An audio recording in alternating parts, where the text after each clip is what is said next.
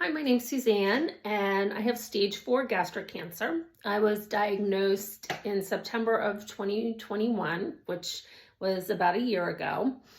Um, when I was diagnosed, there wasn't a lot of information that I could find pretty quickly, readily available. I've since plugged into some networks and being able to find information, but at the beginning it was hard. So I thought I would start sharing my journey. I'm doing better than expected. And I hope that what I've been through, other people can, just get some information, because if you know what's happening, it's a lot easier, or at least it always was for me. The more I knew, the better I felt. So my symptoms were throwing up when I ate. If I ate anything thick or doughy, like a piece of chicken breast or a bagel, it would get caught in my throat and I would throw it up. But I thought, well, I'm eating too quickly. I'm a mom. I eat while I'm driving in my car. I eat while I'm cooking. I need to sit down and take my time. But I also had a lot of stomach pain when I ate. Also, a lot of excuses for that. And my nurse practitioner said, well, you have reflux. I'm sure it's reflux. My alkaline phosphatase was very high, but my other liver enzymes were good. So the thought there was maybe go see an endocrinologist. And also my shoulder and my arm, I couldn't lift my arm. I had a lot of pain in my shoulder.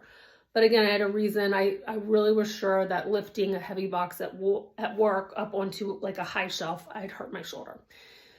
So my endoscopy showed the tumor. My doctor saw the tumor. He biopsied it. He was shocked. I was shocked. Thank goodness my mother was there. She was shocked too. And he went and sent it right away for biopsies. It did come back that it was stomach cancer, but they thought it was resectable, that they could take it out. So then I went for my scans, and the scans showed that it had spread throughout my skeleton. So it was in my sternum, my scapula, my ribs, my spine, lots in my spine, and my hips. So that stage 4 was also in my lymph nodes. At that time, I didn't really understand what stage 4 meant, but I knew it wasn't good, but I didn't completely understand. So I had my first oncology appointment, and he made it pretty clear that it was not good. He said, absolutely, there's no surgical options for you, and that shocked me. I said, is this stage 4? He said, yes, this is stage 4, which, again, I was shocked that it was really that bad. I didn't understand. Even though I felt like I knew a decent amount of about cancer. My father had had melanoma, and as I said, my mother had had appendix cancer. But still, I was very shocked that it was so serious. I wasn't shocked that I had cancer, but I was shocked that it had progressed so far and that it was that serious. I asked my doctor, well, am I going to live 5 years or 5 months? And he said, I don't know. So right away, we got on, I got my port. My mother took me and I got my port put in immediately. And then I think within 10 days, I was on Folfox, Opdivo, and Xgeva.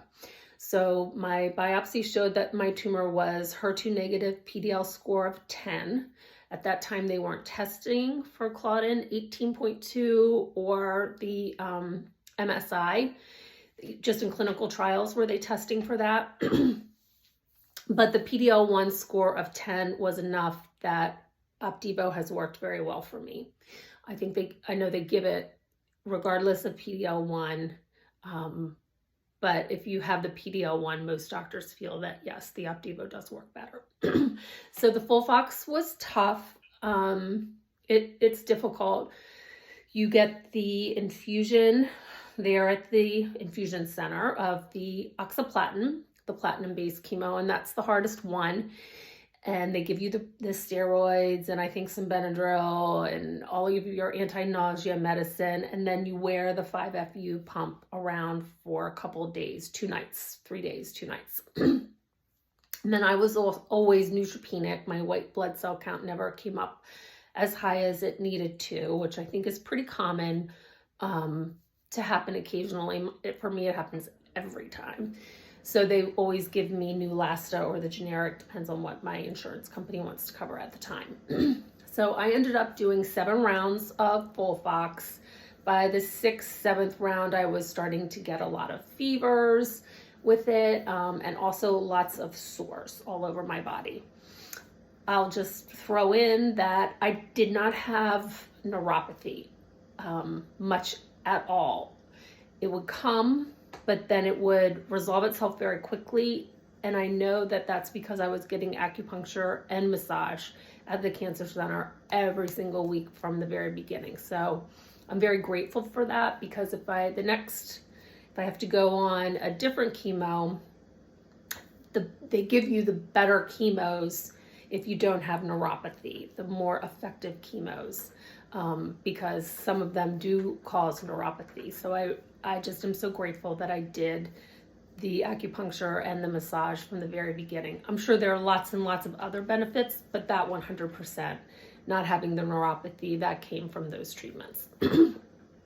So I finished my 8th round of FOLFOX, and then they drop the oxaliplatin. They keep you on the Opdivo if you're doing well, if you're responding to treatment, and they give you the 5-FU or capecitabine, which is the oral chemotherapy. I didn't respond well to the oral. I'd rather have the pump. It hurt my hands, it hurt my feet. I couldn't work. So at that point, I also got my scans done, and my scans showed no more cancer in my lymph, the lymph problems from scans. You can't see any more cancer there. And in my bones, it's showing a lot of scarring, which is good, because as the cancer gets smaller, then the bone kind of scars up where that cancer was. It's never going to be perfect. So you see that scarring, which is a response to treatment. And also in my stomach, it's not so distended. The walls aren't as thick. And again, where it is thick, it's not, one radiologist will say it's scarring, the other will say it's still cancer, but it's definitely less cancer. Also, I had another endoscopy at that point, and they did biopsies through my esophagus and my stomach. The tumor was gone. My stomach tumor was gone. And there's still an ulcer where the tumor was, but even the biopsies of that ulcer showed no cancer.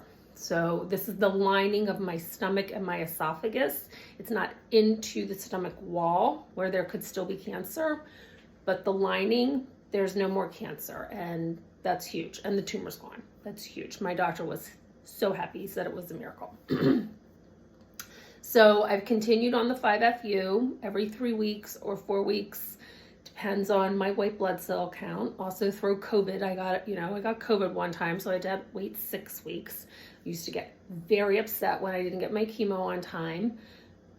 Now, not so much. It's just, I'm going to be getting chemo at this point for the rest of my life. So if it's every 2 weeks, every 3 weeks, every 4 weeks, it's okay.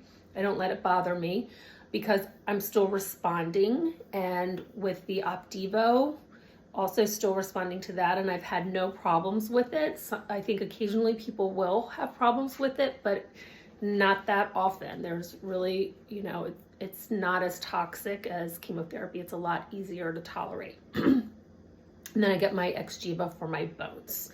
So my last scans were in July, and things are continuing to shrink, continuing to show no scarring. I've had the Signatera test done now to look for more biomarkers. I've had the Guardant test done to look for more biomarkers. But right now, I'm having so much response to treatment that they can't find the cancer in my blood. So this doesn't mean I don't have cancer, but it just means they can't find it in my blood. All my tumor markers are in a normal range. My alkaline phosphatase is in a normal range. Everything is looking good, and I'm just hoping to continue to treat this as a chronic condition for as long as possible. So that's my story, and I think I'm going to do another video on all of the supplements and integrative therapies, because I think it has also helped me, kept me a lot stronger in between chemo treatments and helping me to recover from chemo. But anyway, I hope this helps someone on their stomach cancer journey. because it's hard and it's very lonely and it's very confusing. So God bless.